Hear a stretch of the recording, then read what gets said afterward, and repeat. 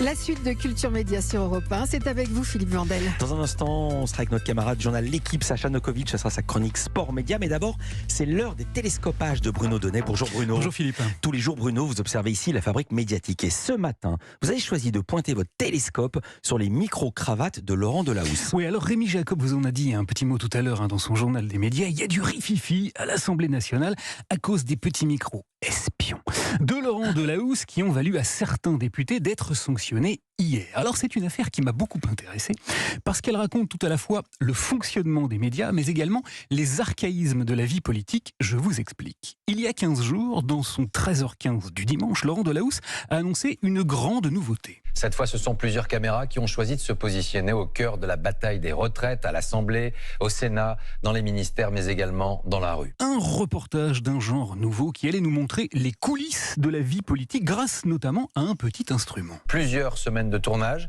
des micros posés avec leur accord sur les protagonistes. Des micros cravates posés avec leur accord sur les protagonistes. Alors cette information-là était très importante pour France 2, tellement importante que dès le début du reportage, la voix off a même tenu à nous la répéter. Une petite précision.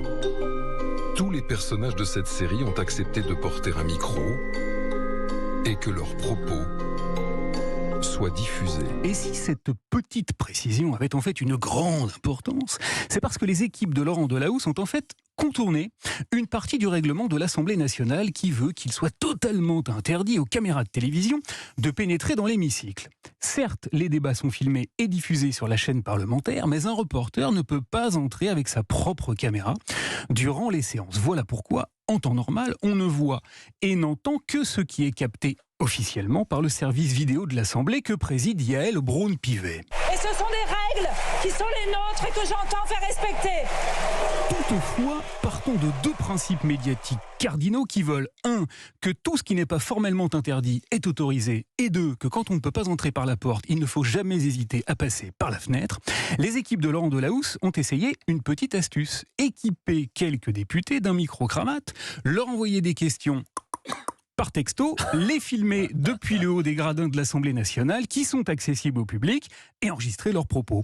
France 2 a ainsi recueilli les confidences du député Laurent Panifou en plein débat sur la réforme des retraites. L'atmosphère dans l'hémicycle, vous voyez, elle est assez mauvaise, elle est même assez déplorable. La séquence était extrêmement insolite en termes d'image, de cadre, car on n'avait encore jamais vu un député répondre à une interview en plein pendant les débats. Et elle traduisait donc cette volonté qu'a très régulièrement la télévision d'essayer d'inventer de nouvelles écritures, de trouver de nouvelles formes pour nous raconter l'actualité. Mais au-delà de la forme, cette petite invention s'est également montrée très payante en termes de fond. Car France 2 n'a pas manqué de nous le faire remarquer, ces petits micros lui ont permis de capter des propos dont personne n'est témoin d'ordinaire. Dans le tumulte, un échange aurait presque pu passer inaperçu entre le patron des Républicains, Éric Ciotti, et son député frondeur. Une séquence plus que tendue dans laquelle Éric Ciotti et son challenger Aurélien Pradier se sont défiés quasiment physiquement. Ne me montre pas du doigt, Eric. Ne me montre pas du doigt. C'est ce que tu veux, mais tu me montres pas du doigt. Et si tu veux les tirer, tu les tires pour tout le monde. Non, mais pas comme ça.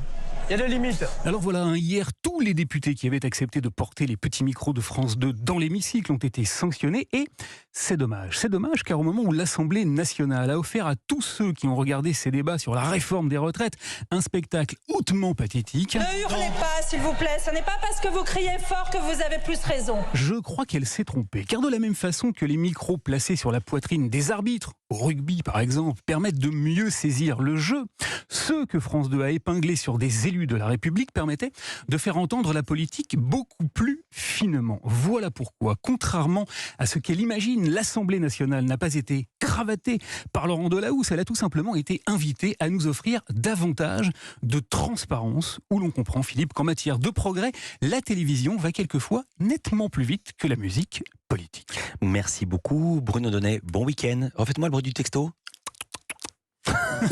Quel talent, il a tous les talents cet homme.